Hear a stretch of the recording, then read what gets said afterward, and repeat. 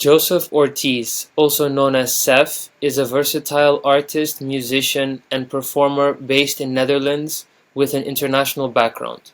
Joseph has a rich educational journey. He studied fine arts and literature and has done courses on the English language and culture. Joseph's musical prowess spans various genres, primarily focusing on soft rock. Additionally, he has honed his music skills through programs like Music Production Fundamentals at Berklee College of Music and composing and producing electronic music at Utrecht University. Joseph's artistic endeavors extend beyond academia. Notable projects include male lead roles in musicals, and his photographic works includes collaborations with renowned institutions like Abbey Road Studios. As an independent music producer and audio engineer, Joseph has collaborated with various artists and bands. Apart from his musical and artistic pursuits, Joseph has actively engaged in volunteer work, social interactions, and charitable activities. Fluent in English and Spanish, proficient in Dutch, and possessing basic knowledge of French and Italian, Joseph Ortiz is a creative being with a deep passion for the arts and a commitment to making meaningful impact in the cultural landscape. Hello, Joseph, or Seth. Welcome to Talking with Sprout. How are you? I'm doing all right. I've had a lot of changes in the recent months, moving places and some other, I guess, personal living situations. But I'm doing okay. There are a lot of progress as well, so there are ups and downs. So, would you prefer me to call you Joseph or Seth? I'm more used to Seth. Okay. So, Seth, tell us a little bit about your personal journey and what led you to pursuing a career in arts and music. That is always a bit of a interesting question to answer, because there is the involvement that I've had in the creative field, which has been since I was born. My mother was involved in arts all her life and all throughout her career, so I was exposed to that since a young age. But the moment that I started focusing on my own involvement with arts was probably, at least with music, around the age of 12. I played classical piano when I was 7, but the moment that I decided that I wanted to focus on performing and making my own music was when I was 12, 13 years old. I think that the moment that I decided I wanted, that was what made me happy, was when I realized that telling stories and performing in front of an audience was the moments that I could feel free and that I could be fully who I was. So more in particular, there was this book fair where I went to with a friend. We were walking around. There was this stage in a room that nobody was at, and then somebody from the crew asked us if we wanted to go on it because they were going to do the sound check.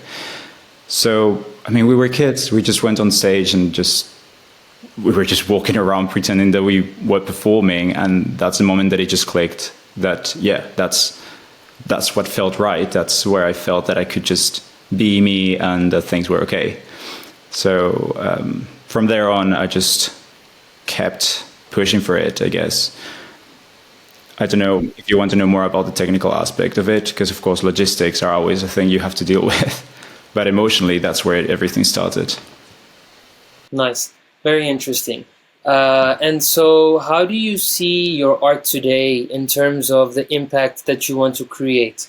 Is it positive? Is it a neutral impact? Of course, you want to engage with a feeling, but do you see your craft as being something bigger than that, or is it just a growing up in that environment led you to pursuing it? I think music helped me a lot growing up in feeling represented and having company, just being understood. Having an international background and having a mixed culture at home and where I was, even though it can be just it could enrich your life. You can learn a lot. Sometimes it becomes difficult because you are placed in a position where every question that you're asked, you don't have a clear, specific answer for. So sometimes people don't quite understand your position when it comes to beliefs or taste or habits, just costumes. So hearing music and just listening to mundane and trivial emotions in other artists that would connect to mine felt relieving. It was a reassurance of, oh, okay, you're not alone, like other people also experience this thing, even if maybe the people around you might not understand it always. So because of that, for me, music became this medium of belonging, of creating a companionship. So for me, making music is about giving this feeling to people, to give them some sort of safe space or a validation to their emotions and their experiences. There's, of course, the social aspect, social activism aspect, that it's important and you have to keep it in mind. But I think that I enjoy focusing on the actual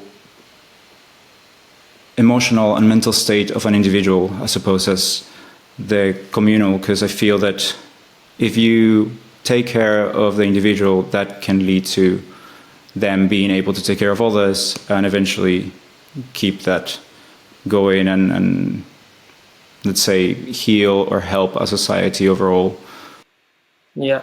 And what about, I know we've spoken before and you've already explained to me a little bit about your independent music project that you're working on. How is that going? And I know it's called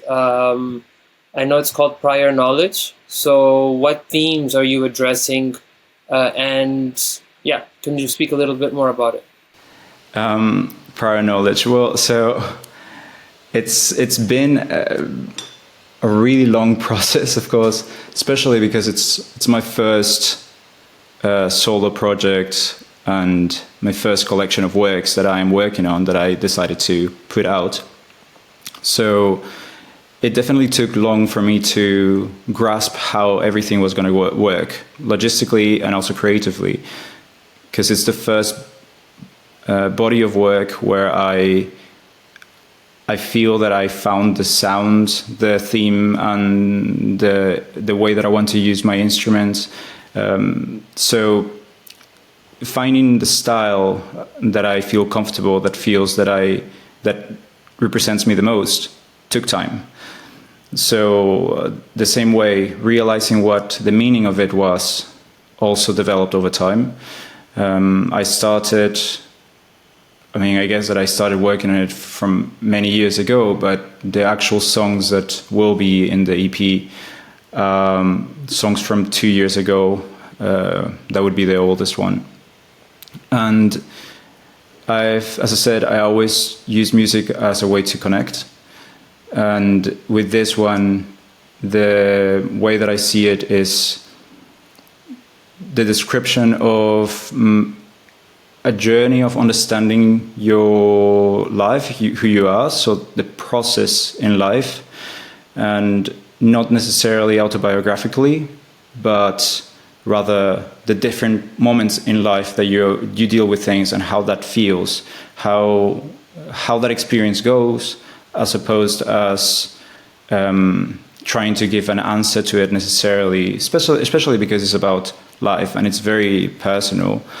So I kind of want to organize it in a, let's say, chronological way, but not in the sense of like which song I wrote first, but rather emotions and feelings you may have when you're little, like with your family, with your caretakers, and then how things change and what you feel when you start develop friendships, and then afterwards you move into romantic feelings, attraction, which then can also lead to figuring out that maybe there are lies in the world and not everybody is who you expect them to be, and so on, to continue through these different processes that you go through life. So prior knowledge is maybe a title that I might change, but for now it feels the most accurate way to convey this idea of some intrinsic understanding that you have of the world around you, without having to go into what psychology says about it, or what religion says about it, or what specific political ideas will say about it. Just when you see something, what you feel within yourself as your first instinct? As you know a lot about being an audio engineer or sound engineer, and have been working with different artists and bands, so being a part of different projects in the past, could you maybe share a little bit about them and how you think that's shaped the way you want to create prior knowledge as a project? The way that they've shaped the way that I want to create prior knowledge. Would you refer to how I want to treat it from the technical aspect or from the... Yeah, you can give examples of, for example, melodies, instruments, thematics, skills, things around those areas that can, translate from one experience to another. I think that both aspects are relevant, but they are also very broad. Music and any arts, any creative field is extremely detailed and tedious to working. You have a lot of personal stories and feelings involved that you have to keep in mind, that you have to treat with care, just kindly and humbly. And at the same time, you have to find a way to take that and translate it into no longer physical medium, because we don't use tapes and CDs and vinyls anymore, but you have to register it in something that can be reproduced. So to do that accurately, you have to focus on all the technical aspects, on how each microphone will pick up the sound, where people are going to listen to the music, the words you use, what people will understand from it. So I think that it is very beneficial for me to have studied audio engineering and music production, for the reason that I got a lot of knowledge, and also because I made contacts through the study. I learned a lot of wonderful people that are helping me. And I think that I could sit here and talk about it for hours to explain every detail, but the main aspect of it is I learned what you need to create certain things, what the result of certain actions will be, both in the social environment, but also in the technical aspects. Like if I put this cable here, what will happen to electricity and how that will impact the sound. So knowing that makes it easier to communicate and to make somebody else that you're working with understand what you need. And then on the other hand, the practice gave me a lot of time to understand how to emotionally connect with the people better, given that it's a very personal job, very intimate job. Yes, you need to know how to do things, and you have to be good at it. You have to be quick. You have to be awake and present during the process. But you can't neglect the psychological aspect. Some people will come in and will be singing a very personal song about emotional traumas or specific difficulties they had to face through life, and that is heavy. That is, it's emotional. It's difficult to talk about it. So to make sure that you make this person comfortable, that they can deliver the emotion correctly without crumbling in the process or without feeling judged, or ignored is tricky, because you have to do that whilst still focusing on, is this in tune? Did we record this loud enough? Is it too loud?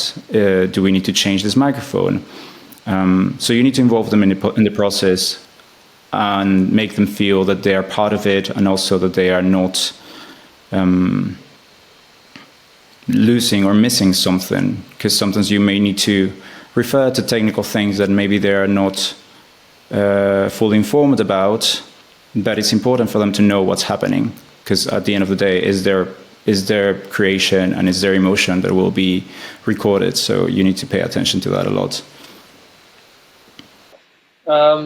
Do you feel that, I know you speak more than one language, and as the introduction of this episode mentioned, do you feel like your multilingual skills and your international background influences you as a person and your perspective in general and in music? And can you explain a little bit about how you as a person view certain things, and as well through the lens of creating art and music? I think that being exposed to different views in life and growing up with that mix of things made it more of a focusing on what every person believed in and the traits and characteristics of every individual and how they saw the world. So culture was never something that, like, it was a concept that never fully played a part in the way that I saw the world. So I think that having different things growing up led to me not focusing on the categorization of them, but rather just analyzing them for what they were. So I don't think that having an international or mixed or background necessarily will lead to that. I also don't think that you need that in order to achieve that. But for me, I think that it helped me see the world. I mean, of course, I probably have biases that I'm not aware of, but in a less biased way. Like I'm expecting less things from people due to their background or their culture, just simply because I'm not thinking of it, and it makes it a bit easier to focus on their specific needs. And even though it can be a bit tiring, because I can be way too focused and aware on details and many things, because of course if I don't group them, that means that I have to process every information individually. But it can lead to a very nice way to understand the world and the people around me, because I can sometimes take a bit more time to know how something works for them specifically, as opposed as making a quick generalization of how they might see the world because of specific background they have. So that helps when it comes to languages, of course, as well. That is very specific to languages. You know certain phrases and certain sayings that will work in one language but not in the other. And if you are working with non-native speakers, you can kind of catch some things that they mean, because they might say something that if you don't know the language they speak, it might sound a bit confusing, or you might not know what they mean. But if you can kind of relate it to how they would use that word in their language, it's a bit easier to know, oh, I think they mean this other thing, which can sometimes solve a lot of miscommunication. Yeah. Do you feel like I see from what you're saying that you like to learn as well? I think learning is an ongoing process for everyone. Do you feel that there is other areas that you would like to explore in the future?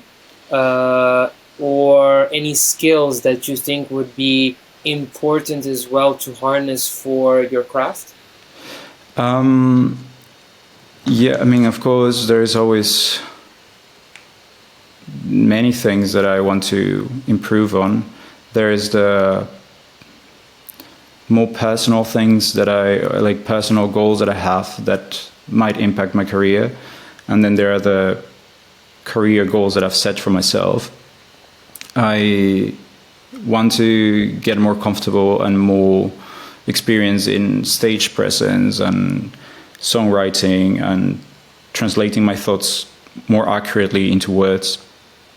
So that is something that I want to focus professionally, and it takes some effort and learning and doing some research.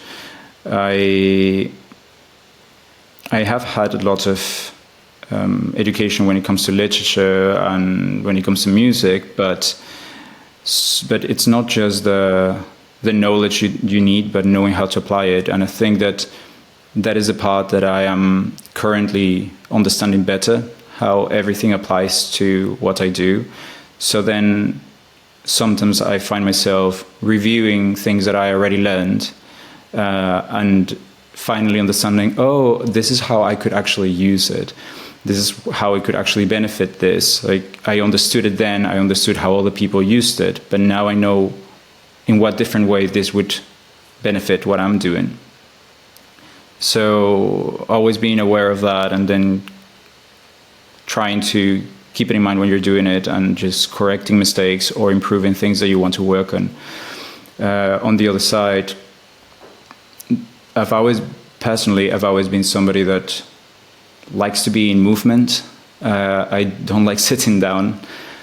So I try to do a lot of exercise and to be in different places. And I want to involve that in my performance as well. So at the moment I'm working a lot on acrobatics and aerial skills, just silks, or I also did pole dance for a few years. So I want to train more so I can also implement it, but it's also a way for me to just disconnect and relax. It might sound counterintuitive for some people, but I find it very meditative. My mind tends to be very fast all the time, so somehow speeding things up even more helps my brain shut down. I'm certain that it won't work for everybody, but it works for me, so it's very relaxing to just be hanging upside down mid-air. I also think I work well under pressure, first of all, and then second, I think I like to do things very fast in terms of tasks, in terms of thinking, in terms of, juggling two different things at the same time. I think I'm quite, it comes to me very easily. And so, yeah, but that's to say that, not everyone has those, not only ability, but doesn't necessarily find that fitting for them. So for, trying to mentor and trying to give some skills to, youth, what advice do you have for those artists that are starting their creative journeys? I actually, because you said not everybody has that ability. I think that is not exactly about ability. Of course, it's something that you make use of, something that works for you. But I don't think it's an ability. I think it's more a trait you have, and you either decide to use it or you don't. But it doesn't mean that somebody with a different trait is unable to do the same thing. It just means that you have to find what will work best for you. So I think as long as you understand how the world around you works, and by that I mean that you understand why certain things generate a certain impact on you and where that response is coming from, and then break it down into steps, break it down into different aspects, then you know the core of your intentions and the core of your needs and abilities as well. So then you can use that to experiment, to improve, and to just create things, create new things. When it comes more to a professional aspect, especially in the creative field, it's something's difficult to navigate, and that, in my opinion, comes from the fact that the creative field, the cultural field, is very much linked to entertainment in one way or another. Of course, you can talk about culture in a very elitist and intellectual way, which there is a lot of information and knowledge from it that we've gained, that we've developed. But ultimately, a painting is something you're observing, you're looking at. Pictures is something that you will also just collect, and you will scan through them in your off time and your downtime. So it has a bit of entertainment to it. It's something that will distract you from the rest of the world. So because of it, it's a bit magical. It's a bit mysterious. You don't know where it came from. It's just this thing that it's nice to look at, and it's shiny and it's pretty. That is a very nice feeling, but I think that we've mystified arts and music so much that when people want to start working in it, sometimes it's very hard to know where to start, because you know that people are performing on stage, that they have a big band and a big crew and there's great recordings, and they're on Spotify and Apple Music and all these platforms, and you just have no idea how that music got there. You have no idea where they recorded, how they recorded it, who they had to talk to, how much it costed. Like, you have no idea how it ended there. You just know it's there, and then you want to be there, but you just have no idea what that means. So it's good to remember that everything you see came from an action, and that action, at the end of the day, is just one person doing something. For me, it was very rewarding to hear from people that have been successful in the music industry, not even from advice of, oh, I did this cool thing and I worked with this person, but rather them kind of having small recognitions of like, oh yeah, I did this mistake, that you're like, oh yeah, I did that mistake too 1,000 times just yesterday, and they are still doing it now, that they're like super successful. It evens the ground a bit more. It makes you feel like, okay, so I'm not disqualified. I'm actually just as qualified as they are. They are just like me. They are making the same mistakes. They're just another person. And also the explanation of going on Spotify, for instance, it just means uploading a file on a specific website. Spotify doesn't have an upload button, but there are other distributor services that will distribute the tracks to these platforms. There are different ones. Of course, big record labels do it on their own, but there are other options for independent musicians. So knowing of this and realizing that being on Spotify, having all your photographs and music there, is just clicking one button, suddenly makes everything a bit more ordinary, a bit more accessible. So to remind yourself that anything that seems shiny at the end of the day is just one small action, and breaking those actions into steps helps you keep motivated and to not lose faith that you can get there.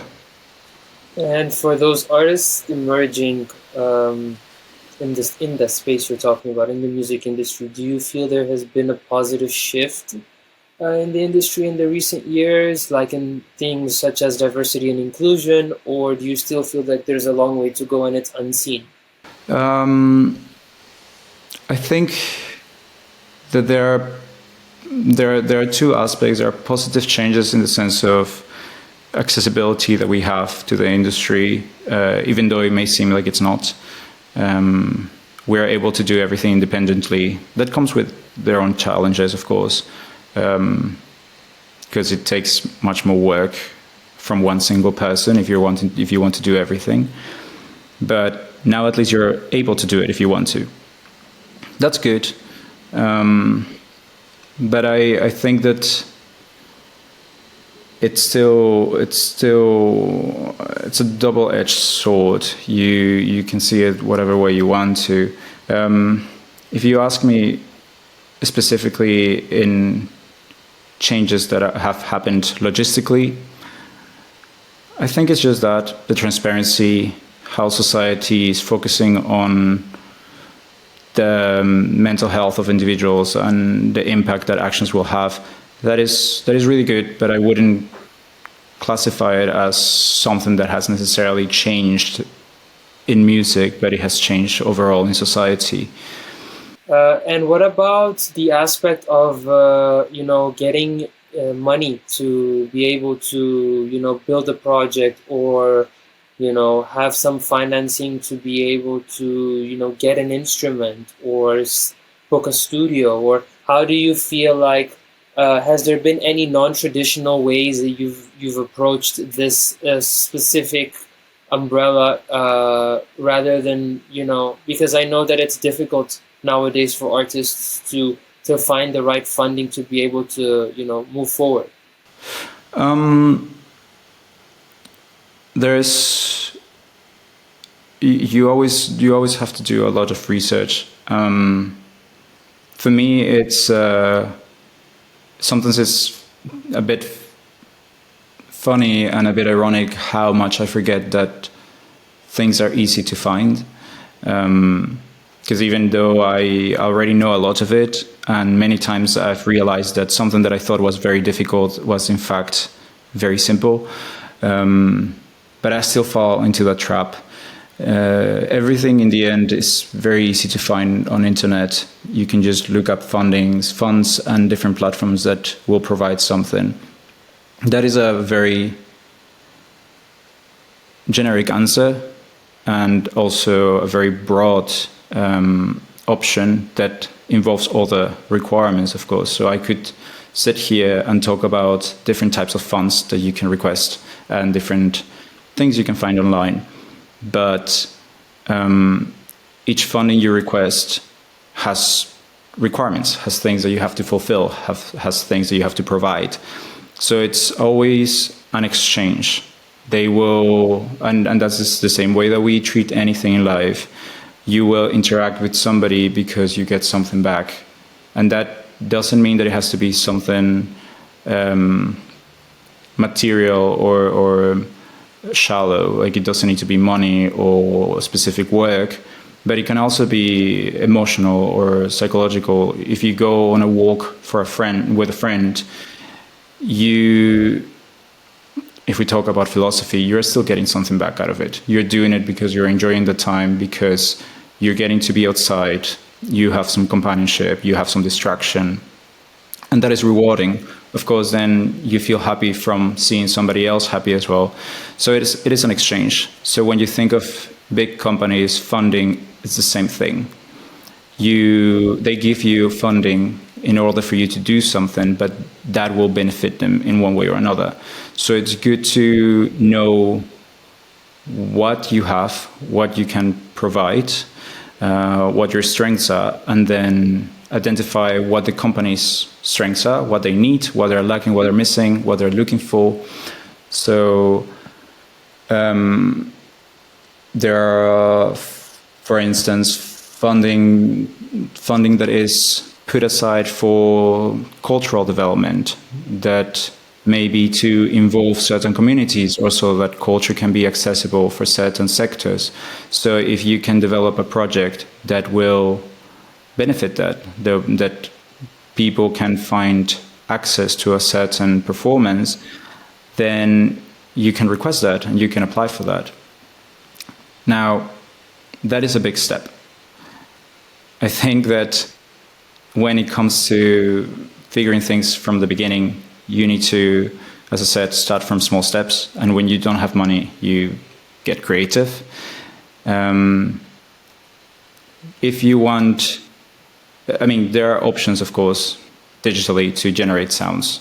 But if you want organic sounds, you want organic instruments, let's say you want percussion and you don't have a drum set, you can try tapping on the table. You can try things that will mimic a certain sound. And don't be scared to just go and talk with people. For me, it helped to be in a study because then I was surrounded by the people that would do these things, and then I could talk with them. But even if you go to a jam session, don't be scared to talk with people. You always have something to offer. The fact that you're requesting from them to play something for you that you can record, it's also something that they will be excited about. They are getting to record something. It might be something they haven't done before. They might not have been in a situation where their performance is being registered in a file and that they can listen back to it. Also, the collaboration is very beneficial, is very rewarding. So I think just, once again, breaking it down, knowing what aspects you need, and then finding ways to do that. You know, it's understanding how it works and then finding a replacement, an alternative. I already talked a lot, but I think that a very simple analogy is baking. When you're baking, it's a very specific science, and each ingredient has a purpose in the recipe. If you have a recipe for a cake and it says cream of tartar, you could spend years worrying about finding that one cream of tartar, not knowing where to buy it, not knowing what it is, just trying to find it. But if you do a bit more research and then you find out that cream of tartar is just something that has acidity, and that ingredient is there because in the recipe they also have baking soda, which it's a base and it needs to react to something acid to create bubbling and to create this leavening of the dough, then you suddenly know, oh, the cream of tartar is just to bring acidity. Therefore, if I don't have it, I could maybe use lemon or vinegar or something else that has acidity in it. So understanding the process, what each piece does, is very helpful to then find a solution. And going now back a little bit to the social impact, I know you've been in some healthcare campaigns. So how do you envision your, because, when you start getting involved in social impact, there should be a reason, it shouldn't just be for the sake of doing it. And so my question to you is how do you envision that, turning out, and what do you see in regards to that? In the moment I did those things, I was not necessarily thinking of myself as somebody that was doing something humanitarian or involved in some campaign or involved in some activism. Of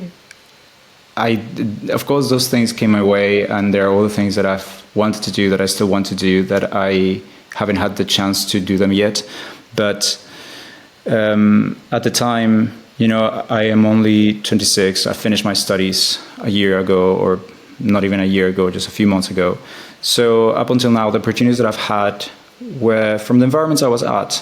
So I was at school, I was in high school, I was in a specific group.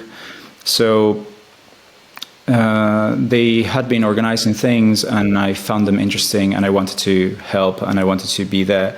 So I saw it as well from the practical aspect of what it was. As I said, I kind of have always been focused, and I still really appreciate focusing on the individuals, the people that I have direct access to.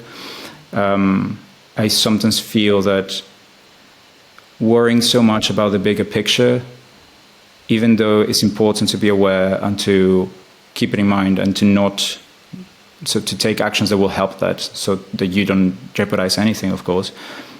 But we can be so concerned with the larger picture that we sometimes forget, or we neglect involuntarily, the problems of the people that will be around us.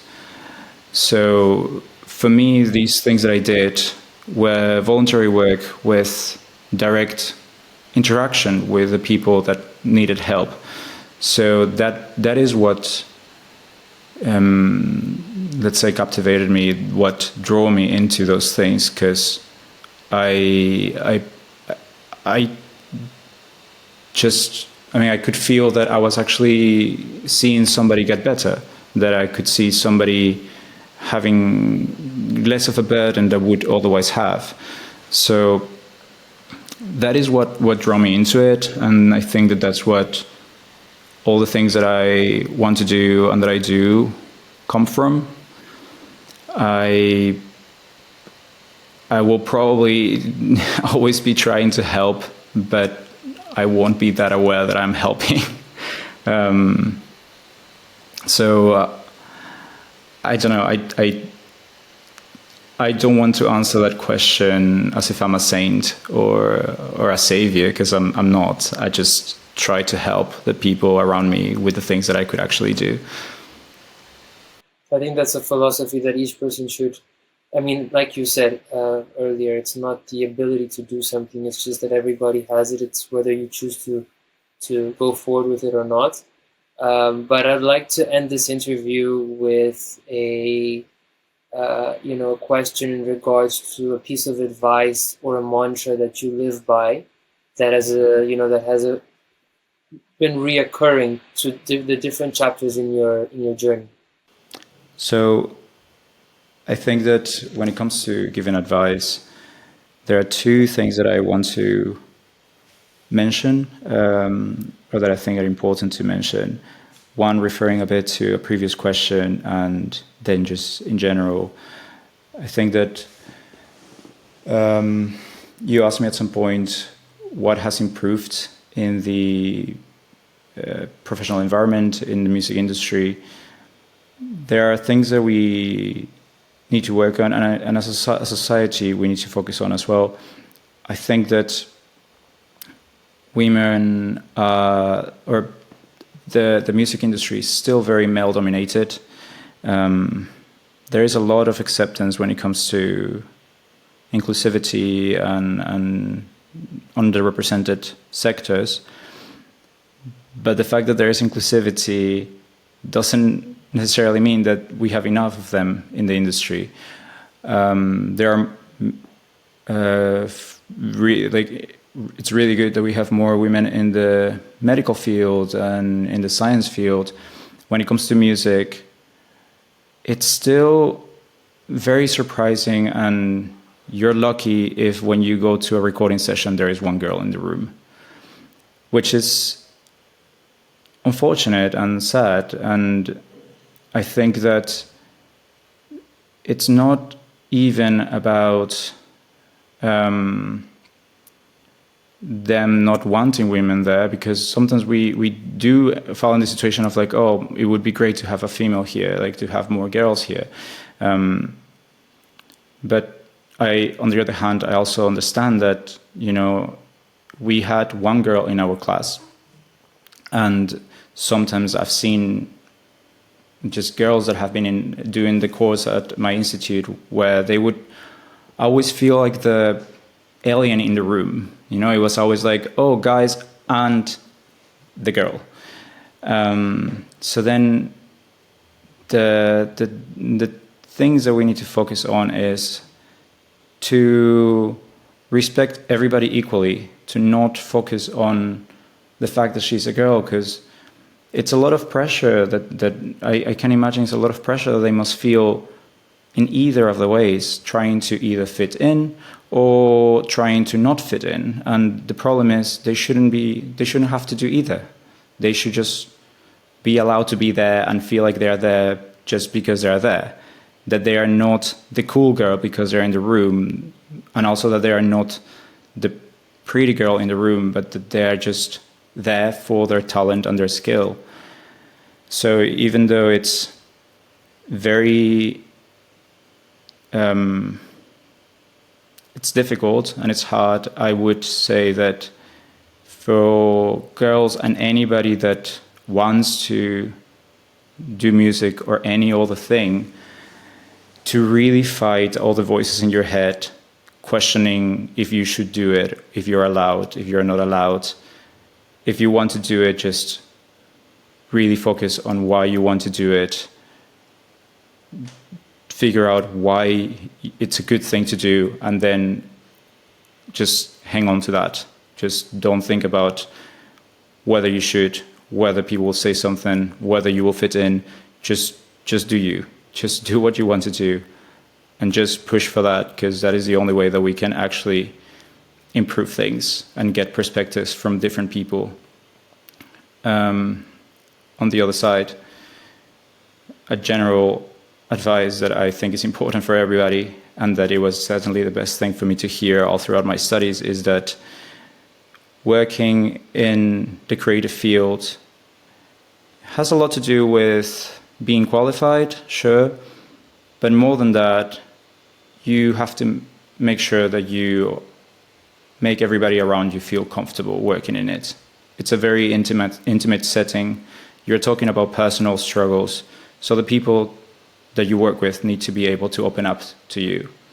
So if you put effort and attention to their emotional needs and psychological needs, that will mean that they will deliver a better performance, they will do their job better, they will feel comfortable opening up and showing the real product. So not only the outcome will be better, it also means that afterwards, when you leave the room, even if you may not have had all the skills that somebody else could have, you were able to use the ones you had, and the people with you were able to use the skills they had.